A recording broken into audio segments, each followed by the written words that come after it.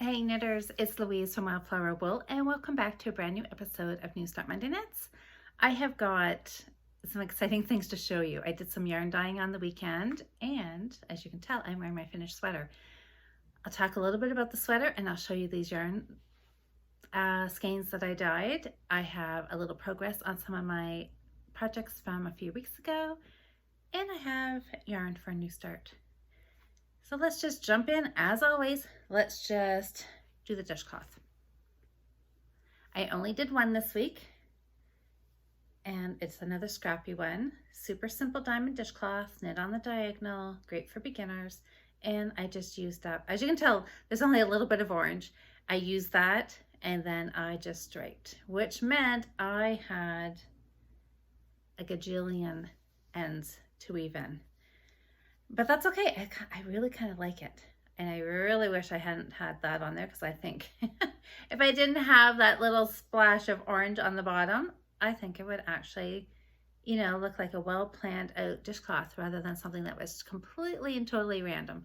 But hey, you know what? Who doesn't like a little pop of color, right? And it's just going to wash dishes or be used in the bath, so it'll be fine. So another dishcloth. Again, I have totally lost count of my dishcloths. Someday I will count them and give you an update. But that is not happening today. Let me show you what else I worked on. I was pretty consistent working on the scarf all week long. I'll show you the ball. So this is about 3 weeks ago I started this. Karen's cake. Look at how much yarn I have used of this. So a Karen cake. And what is the colorway on this? I even forget. Rainbow sprinkles. How fun is that?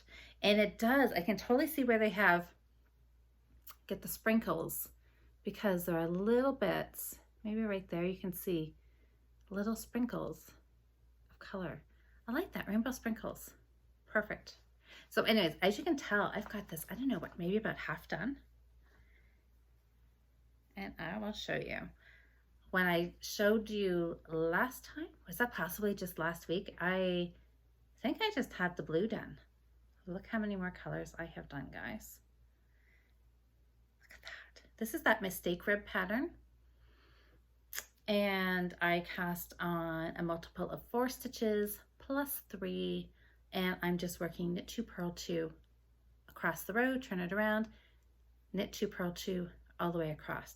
So it is almost like a seed stitch rib, and I was looking through a stitch dictionary a couple of nights ago looking for something pattern to do for this week's new start, and I did come across this called seed ribbing, which I had never seen that before, but really that's what it is, because half the time your knits are stacking on purls and your purls are stacking on knits, which is seed stitch, but it comes out in this like mistake rib pattern. Anyways, look at that. Isn't it really fun?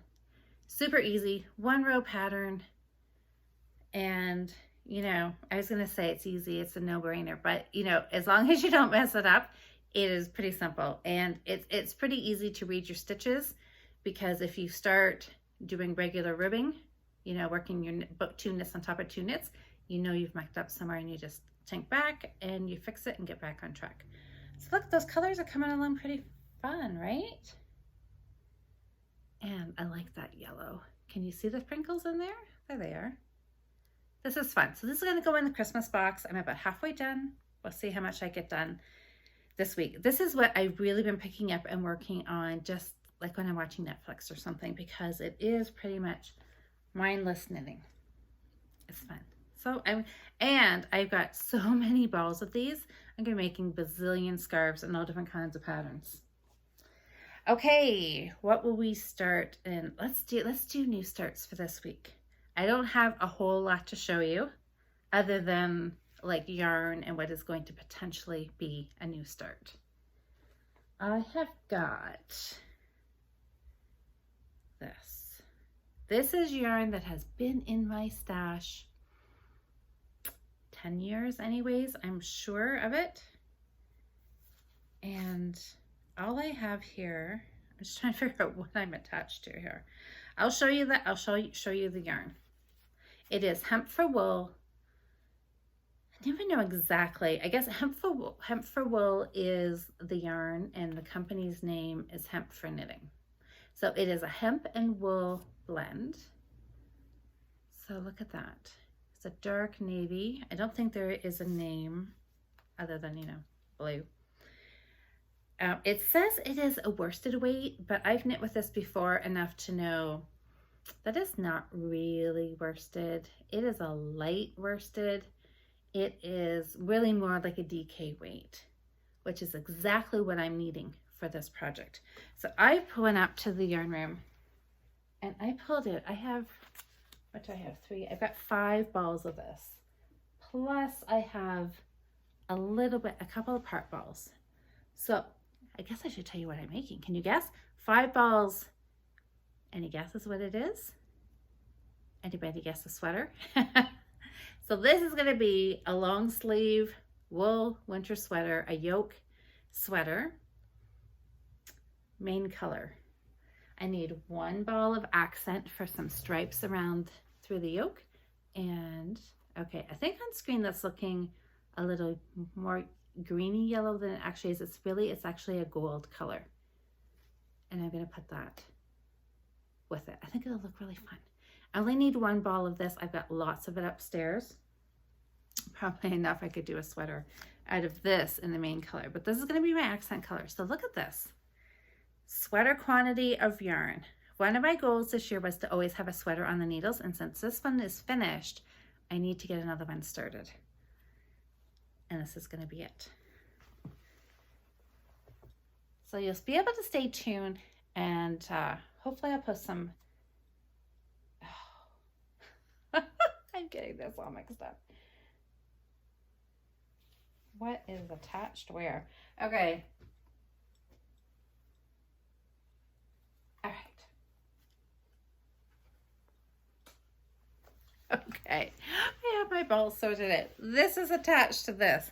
All I've got done is I've been working on my gauge swatch. And I've worked on this a few times. So you can see all these strands hanging off it. And this is what I call an in the round cheater gauge swatch, because when you're working, the sweater is knit in the round. So round and round and round you go, all knits. There's no knits and purls, like no knit rows and purl rows, right? Because stockinette in the round is just all knit. So I want to be able to do my swatch like this. So what I'm doing basically is I'm doing I-cord. I get to the end of my row. My working yarn is at the end of my work. Instead of, normally we would turn it around and I'd have the purl side facing me. I'm not going to do that this time. I am going to, okay, I'm going to turn this around. This is backwards for me, but forwards for you. So you still see the knit side facing you. The yarn, the working yarn is at the opposite end. That's okay, because we're going to slide it back onto the needle tip. And then I'm bringing this working yarn all the way back around to this end, leaving these loops on the back, and then I'm just going to knit across. So that gives me, I'm pretending I'm knitting in the round without having to put on all those stitches to actually knit in the round. Works pretty good, because if you're doing your garments knit in the round, you want to make sure that you're swatching the same way as you're going to knit, because if you're knitting in the round and you swatch flat, though adding those purl stitches into your swatch, it could throw off your actual stitch count. So anyways, I have done, this is about at least 4 inches, maybe a smidge more than 4 inches wide. I'm going to do a few more rows high, but I like this. I like the fabric that it's giving me. There's some stretch. You can see how it's bouncing when I stretch it and let go. See how it pops back? That's what you'd like to see for a sweater swatch. So I like this. I like the needle size. I think I've got a 3.75 did I say that right? 3.75 millimeter needle. Not sure what that is. Sorry guys, for you that use the US sizes. But that is kind of like a DK weight. I like the fabric that it's giving me. So I'm going to play around with my sizes. I'm supposed to be getting 21 stitches over 4 inches. and I haven't actually measured yet. So I'm going to actually block this, pin it out, and then measure once it's dry. And I'm not going to adjust my needle size because I like my fabric. So I'm going to adjust, if I have to, I'm going to adjust the pattern size that I'm knitting, either up or down, whatever I need to get my actual body measurements. So this is going to be fun. And I'm really hoping I have a lot of this done over the weekend. So next Monday when we come back and chat, I'm not gonna say what my goal is, because I always feel like I jinx myself and then I have to eat my words when I come back on Monday and I haven't got it done. So we will see. We will see. Next Monday I'll talk a little bit about how much I've got done and what I was working on. We'll do that. I'll leave you in suspense. A little teaser for next week. So gauge swatch doesn't look like much, but hopefully it's going to turn into, it will turn into a beautiful fitting, great sweater for this winter, which I don't even want to say winter because we're just having such beautiful summer weather right now. Don't want to think about the cold. So that is project 1. Project 2 is, of course, my dishcloth. And I really I don't have anything to show you except the yarn. I found a completely full ball of this dishy. Knit Picks dishy. What is the color? Not even sure. Oh, Pebble Multi. So shades of gray and white. Isn't that lovely? This, I was searching. That's when I came across the mistake rib called that seed stitch ribbing, seed ribbing, something like that. I found some pattern. I was on Pinterest. And I don't know about you guys. Surely you guys have to say you're with me on this, but you know, you kind of get sucked into Pinterest and you can be there for quite a while. I was looking through some knitting stuff and looking at different stitch patterns, and I came across some really fun ones, but they're not in English. But there is a video. So I've saved the video. I'm going to try, I have watched the video to get the front side row and the back side row. I'm going to try to write it out so at least I can understand it. And if I like knitting it, then I will probably do a video in English and post it. Because I think it's one of these ones, I think a video is going to do it better than trying to write out, just write it out. Because there's a lot of yarn forwards and backs, and you know, it looks a little tricky. So we'll see if I actually like knitting it. So stay tuned again. I feel a little disorganized. Like I don't have much to show you. I just have a lot of things scheduled to start.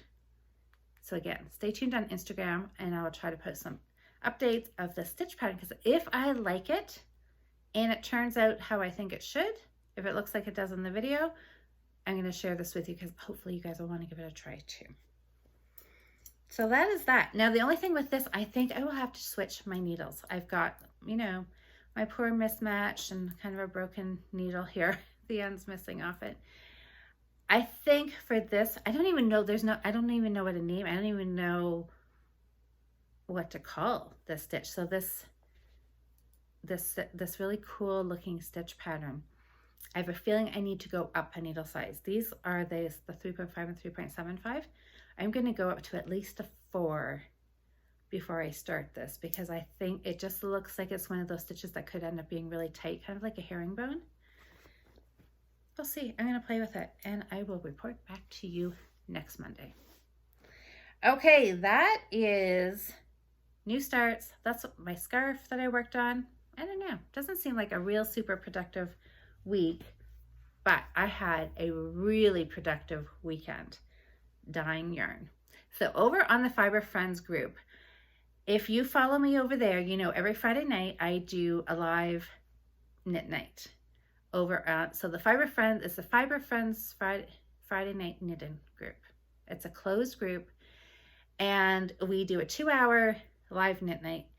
2 Friday nights ago, we decided that, hey, we should dye some yarn. Wouldn't it be fun to dye some yarn? So we did. Friday night, this past Friday night, we talked about it again. People were getting the yarn ready. They were getting it skeined and tied, and they were soaking it. And then Saturday and Sunday, we dyed yarn. And we posted pictures on the Fiber Friends Facebook group And man, did we have a lot of fun. There was a bunch of us dyeing yarn, and there was a whole lot of other people who were just watching our progress and leaving comments, and everybody was oohing and ahhing over all these fantastic colors that everybody was getting. And not everything turned out the way people were hoping. Some people were trying to get speckles, and in the end the speckles didn't really speckle, but you know what? It turned out fantastic, you know, anyways. I mean, color and bright colors, most of the time it turns out fantastic, right? I mean, sometimes your colors, you know, if you're played around with dyeing, you'll know sometimes you can get kind of muddy colors or things that are a little dull and not as bright as you like. But those skeins, if you ever get any of those, I just save them, set them aside, and the next time I'm dyeing, I'll just over dye them. And I'll just keep dyeing until I get it to something that I like. I don't know what I have here, 7 or 8 skeins that I'm going to show you. I posted some pictures over on Instagram, but I'll show them here. So look at this. Oh, first, let me show you what I used for dye. Most of these balls are Patton's Classic Wool, just like this.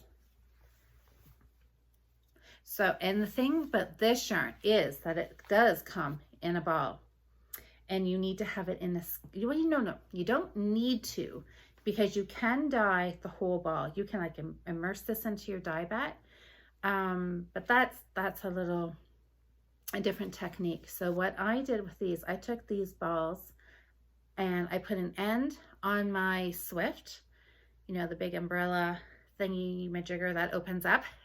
And I unwound this from a ball until all the yarn was on my Swift. I tied it in 3 places, soaked it in some warm water, and it was ready to dye. So this one skein, the purple that I have here, was a Briggs & Little, but everything else was Patton's Classic Wool. My dye, because we started out, we wanted this to be really, you know, to kickstart and motivate some people who have always wanted to dye but haven't. So we thought, you know, let's just play around with food grade dyes, you know, like Kool-Aid, which we found out doesn't look like it's sold. I don't know if it's Canada wide. Amber did a little research and she said that she doesn't think it's sold in Canada anymore, but I don't know, Ontario, definitely not in London anyways.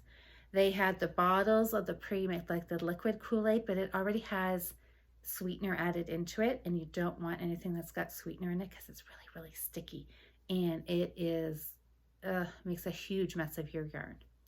So some people, if they had old packets of Kool-Aid around from when we could still get it, or you gals and guys in the States, I'm not sure about Europe, but some people did dye with Kool-Aid. Others used actual food coloring. And what I had a whole bunch of from the last time I was dyeing were these Wilton's cake, I call them cake icing dyes, but on the bottle it says icing color. And it is a gel paste. I would open it and show you, except that I'm not, because you really do need gloves on it. It's sealed. This is a brand new bottle, so I knew I was safe because it is sealed. As soon as you open it,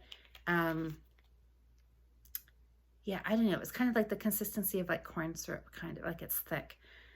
And anyway, so you can use this. So I guess regular people actually buy this for cake decorating.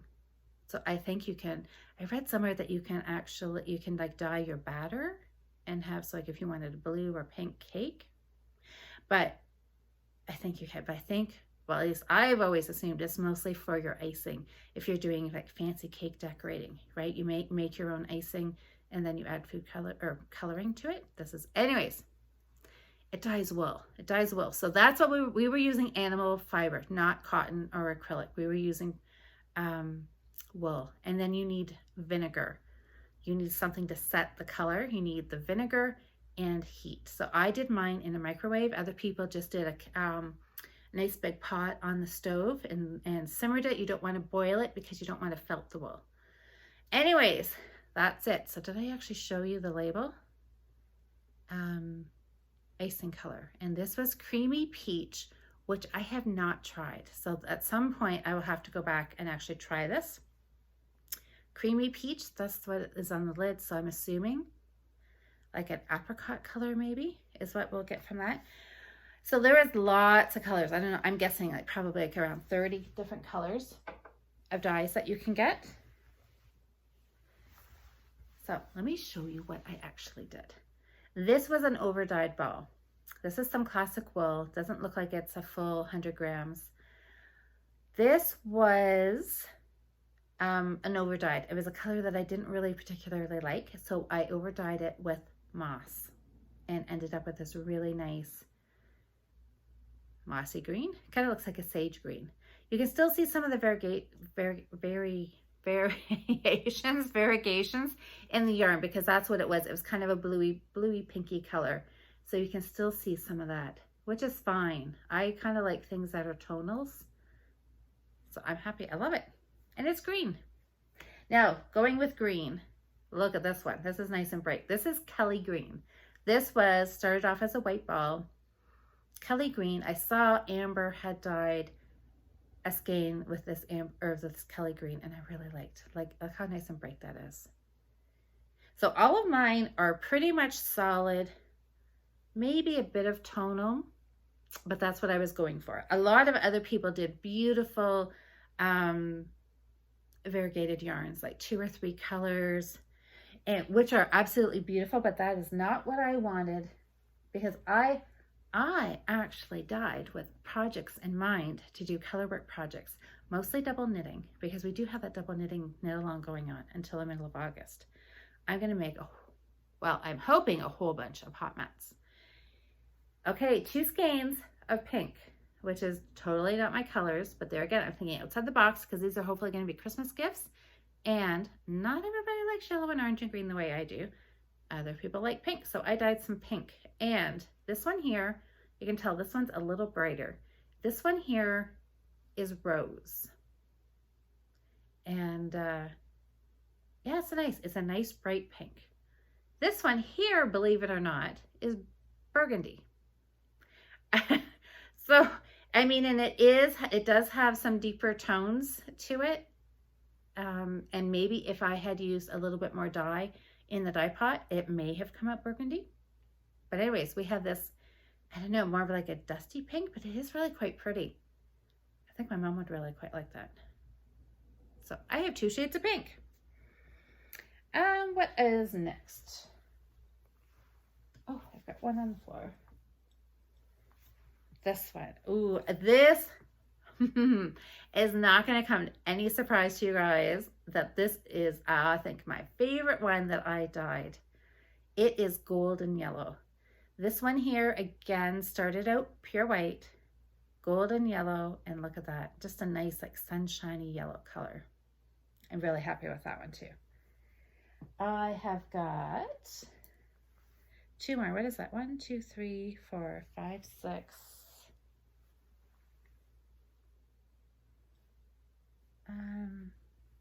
7. Okay, maybe that's all I had. Yellow. Actually, look at those 2 together. I think okay, this is looking, in the camera, it's looking more bluish. It is actually, in person, it is more of all this purple. Not very blue at all. It looks a little more blue on camera. But anyways, look at those together. This is Briggs & Little. Again, this was an over dye. It was, yeah, just some other colors that were a little bit dull from last time I dyed. So I just dunked this into a vat of violet food coloring.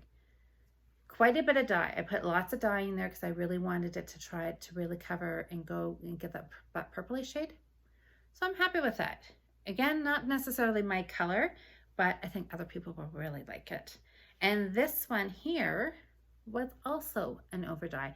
This was a really pale yellow that I had dyed once before, possibly using turmeric or maybe marigold.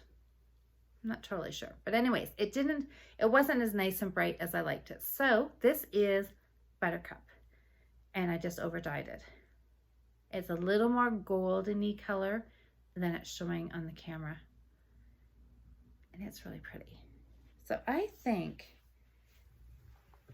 sorry, I dropped this one on the floor too, but look at, if I put those 2 colors together, I think that looks really pretty.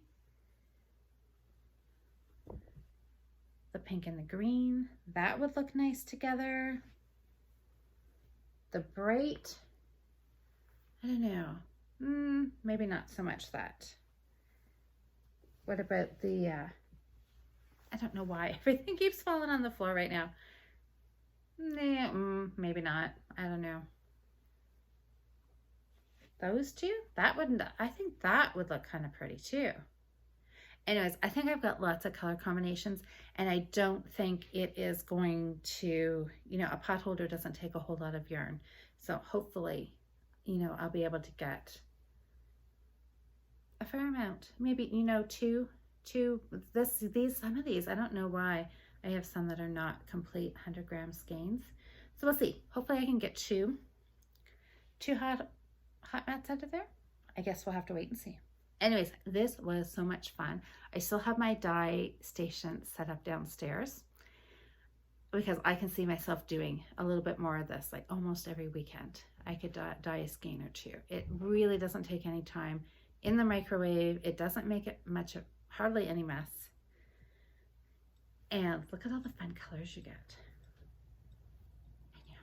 It's, you know, it really is pretty addicting to, you know, put some dye in a pot with some water and microwave it, and voila.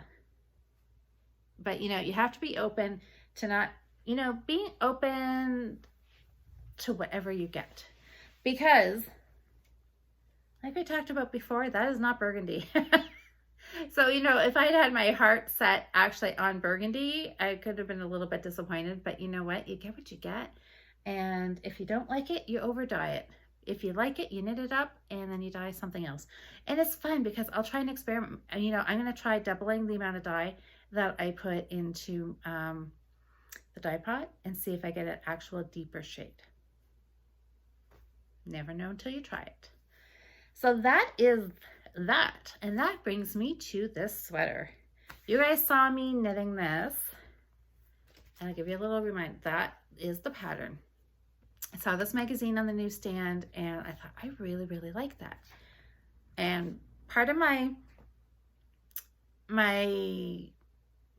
plan of knitting this was to knit it from the pattern.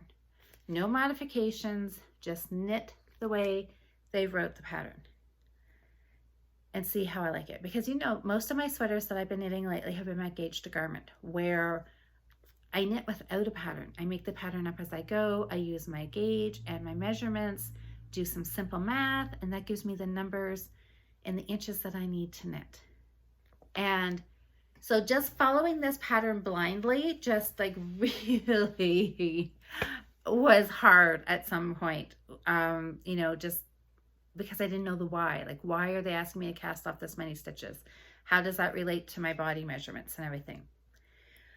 So, the sweater, it is done. It fits nice. The armhole depth is good. I'm happy with the neckline. I think I would change my decreasing here to get just a, I don't know, just, I don't know. There's something here that is just,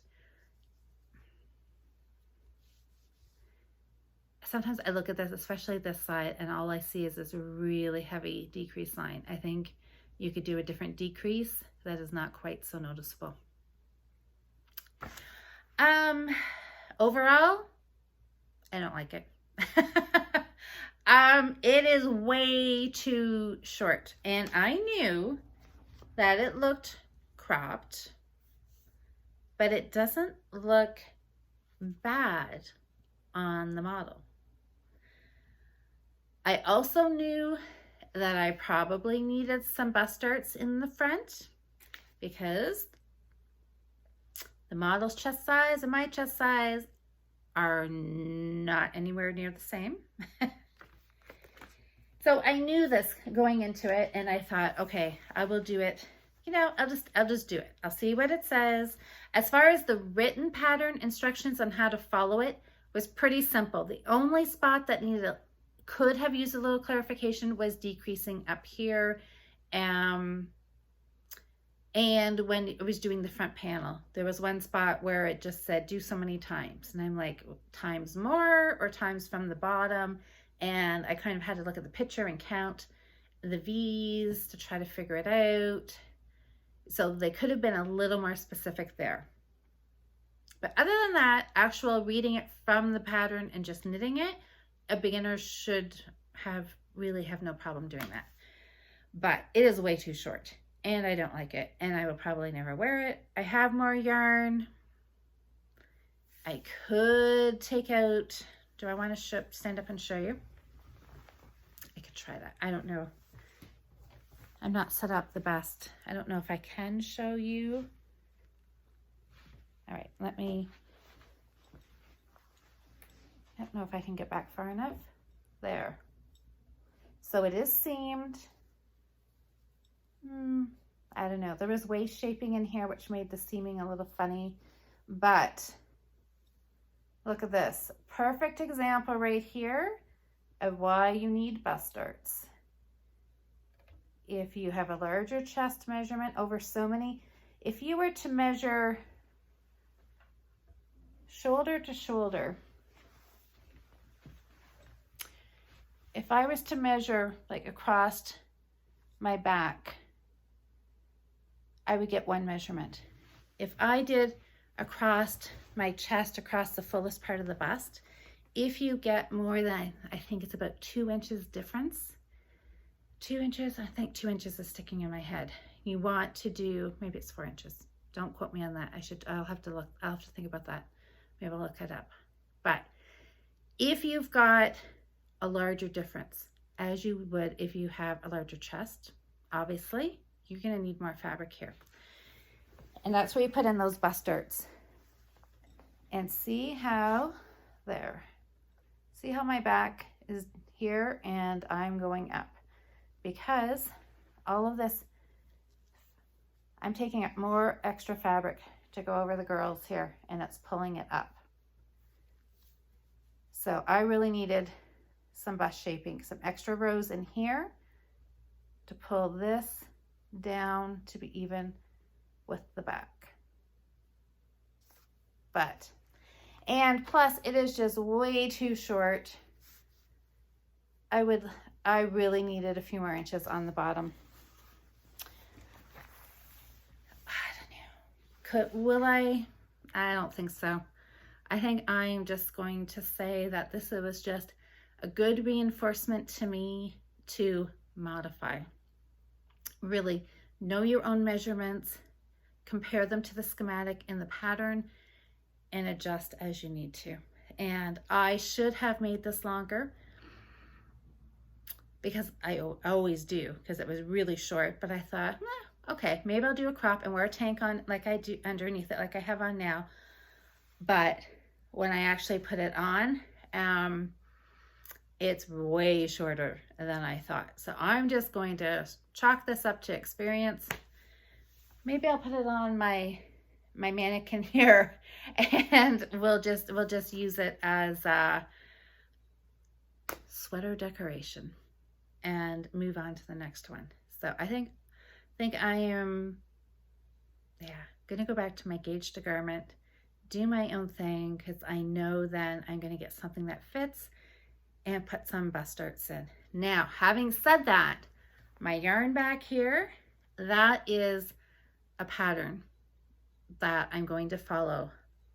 And I'm sure it says that it's actually a knit along, and I haven't got to the pattern. I just have the first page of the pattern with the gauge and the yarn requirements and the needle info, that kind of thing, right? And it does say on there unisex shaping, which I'm kind of thinking means no shaping, right? Because a man's sweater is going to be straight. Can't say I've ever, put waist shaping or bust darts in a man's sweater. So I may do some modifications. I think I will do some modifications there, but it may not, I'm going to think about this. It may not be bust darts. I may alter it in a different spot. And if I do, we will talk about that either next video or 2 videos from now. Anyways, the other thing I was going to talk about this sweater is this yarn was really nice to work with. It has nice stitch definition. It has a nice sheen to it, but it is a worsted weight. And I know a few of us have chatted about, you know, why would you want a sweater, even like a sleeveless top made out of a worsted weight yarn? Because it's pretty heavy, even if it's cotton. And this is a cotton, is it a polyamide or a rayon blend? And let me tell you, it is hot. It is really hot. I know it is a super, super hot day out, but this is, wearing this is much heavier. Uh-oh. Daisy's just got, sorry, I thought she was gonna blow the whole camera over. Poor Daisy got her legs caught up in yarn. Imagine that. How could that possibly happen? Anyways, so another thing I'm thinking, I may not do any more summer tops in a cotton unless I'm thinking about wearing it early spring, fall with like another cardigan over top of it. But to wear in the middle of the summer when it's, you know, over 30 degrees, I think a worsted weight is just too heavy because I am melting and I can't wait to take this off. And that is that. So, you know, live and learn, right? There again, one of those things you don't know until you try, and you learn a whole lot more from, I think, finding out what you don't like, you know, than knitting something that turned out perfect. This way, you know, I learned a few more things, and I'll put it to use in my next sweater knitting, which is going to be this one, which I'm casting on tomorrow. So super, super excited. And we have a long, well, no, not a long weekend because it is Canada Day and our holiday is on Wednesday, which kind of totally messes everything up because like somebody said, it's like we have 2 Mondays. We have Monday and then Wednesday off, and it's going to make Thursday feel like a Monday again. So anyways, it is a break in our work week, and it is an extra day off for me, which I'm going to sit in my garden and I'm going to cast that blue sweater on, and I am going to knit the day away. So if you are in Canada and you have Wednesday off for Canada Day, happy Canada Day and enjoy your day off. I know our friends in the US, they have got July 4th coming up in a few days too, and that'll be a great, you know, fun weekend for you guys as well. Happy knitting, everybody. I look forward to coming back on Monday and showing you my progress, and I have no idea what next week's new start will be, but I'm sure it'll be fun. Oh yes, you know what? I have no idea. What am I talking about? Possibly something like this. I'm hoping this yarn will be my new start, but who knows? Between now and then and a whole week, I can change my mind like 5 different times. So we'll see what it is. Happy knitting, everybody. Leave me some comments down below. I do love chatting, and yeah, I seem to get back to the comments faster the first couple of days after this was posted. After that, I'll try, but at the end of my week, I get busy with other things. So we'll see. I'll try to get back to most comments, and let me know. What do you think? Okay, cotton. What has your experience been? A worsted weight? Do you guys think it is just way too heavy? Do you think a solid, like a pure 100% cotton yarn would be cooler? Do you think it is the like the rayon that's in here that is just not letting the fiber breathe? I don't know. Any thoughts? Any ideas? Any experience? I would love to hear. Thanks guys for watching. Have a fantastic week. Get lots of knitting done, and I will chat to you next week.